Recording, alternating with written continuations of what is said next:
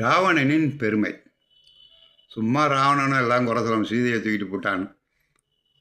மனிதன் என்பவன் இயற்கை குணம் அது. பாருங்கள், விஸ்வாமுத்திரனே அவ்வளோ பெரிய முனிவர், காயத்ரி மந்திரத்தை எழுதினவன் விஸ்வாமுத்திரன். அவனே பெண்ணால் தோற்று போனான். ராவணன் மட்டும் விதிவிலக்கா? ஆனால் இலங்கேஸ்வரன் பட்டம் பட்டவன். ஈஸ்வரனுக்குள்ள தகுதியும் இருந்தது அவன்கிட்ட. அவன் சூரியனை உதிக்காதன்னா உதிக்காதான், அவ்வளோ சக்தி வாய்ந்தவன் ராவணன். வேதங்களை படித்தவன். அவனுடைய பெருமையை நம்ம தெரிஞ்சுக்கணும்ல. பெருமையை விட அவனுடைய வீரமும் நிறையா இருந்தது அவன்கிட்ட. திமிரும் நிறையா இருந்தது. அவன் ஒரு சமயம் அவன் சொன்ன சூரியனே உதிக்காதன்னா உதிக்காது அப்படின்னா அவனுக்கு எவ்வளோ திறமைகள் இருக்கும். அவன் யாருக்கும் பயப்படுவானா? அப்பேற்பட்டவனுக்கே ஒரு சந்தேகம் வந்துச்சு. இவ்வளோ வசதியாக வாழ்கிறோமே, நம்மளுக்கு எல்லாம் பயப்படுறானோல, நம்மளையும் ஜெயிக்கிறதுக்கு எவனாச்சும் வருவானான்னு ஒரு சந்தேகம். அமைச்சர்களை கூப்பிட்டு ஆலோசனை பண்ணான். யாராச்சும் நம்மளை பயப்பாங்களா, எதிர்ப்பாங்களா, பிற்காலத்தில் வழி இருக்கா, ஜோதிட சாஸ்திரம் என்ன சொல்லுகிறதுன்னா எல்லாம் ஆராய்ஞ்சிட்டு பார்த்து சொன்னானுவா.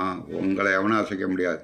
ஆனால் அந்த நவ கிரகங்கள் இருக்குது, 9 கிரகங்கள், அதன் சுழற்சியின் காரணமாக திடீர்னு ஏதாச்சும் பிரச்சனை வந்தாலும் வரும்.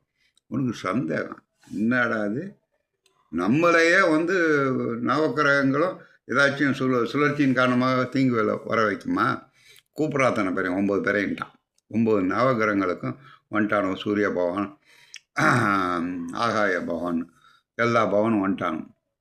பார்த்தான், நாளையிலேருந்து நீங்கள் என்ன பண்ணணும், எல்லாம் குப்புறப்படுக்கணும்.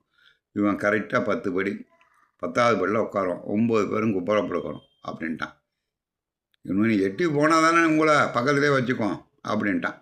சரின்னு படுத்துட்டானோ, வேறு வழி இல்லை. டெய்லி அதில் ஏறி ஏறி மீச்சு ஒவ்வொருத்தனையும் 9 பேரையும் மீச்சு தான் போய் உட்காருவான். பார்த்தாரு நாரதர், ஐயன் என்ன அப்படி பண்ணானேன்ட்டு நேராக வந்தார்.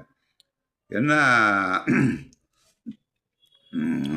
இலங்கேஸ்வரா இப்படி பண்ணுற அப்படின்னு கேட்டார்.